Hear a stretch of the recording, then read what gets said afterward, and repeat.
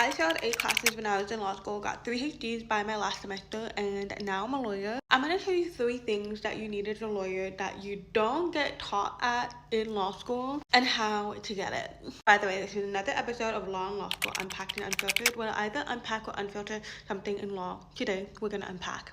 First things first, obviously, client service skills, the ability to speak with clients, communicate with clients. Being able, a huge part of being a lawyer is giving good service to your clients. You don't get taught that in law school. You don't get taught how to speak to clients. You don't get taught how to help clients. Whether you're speaking with them verbally or you're emailing them or you're doing in-person interviews, phone calls. You don't get taught that in law school. So how exactly do you get those sort of skills?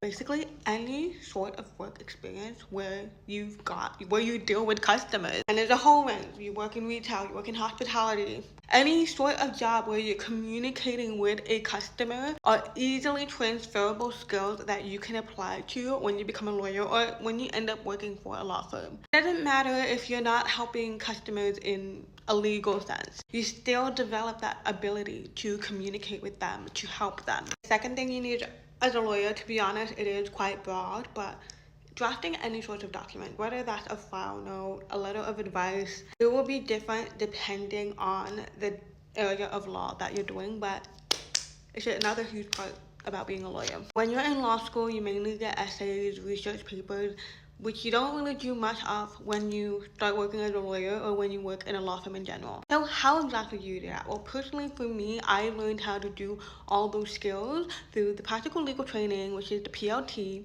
where the assessments was legitimately the kind of thing that you would get in a real life law firm. So for example, the assessments that you would get in the PLT is like a letters of advice, a file note, things that reflect working in a real life law firm. And also in time, when you start working in a law firm, you obviously do get trained and you will get trained in doing those sort of stuff. Again, those are not really taught in law school. That's just things that you develop while you're on the job or doing your PLT.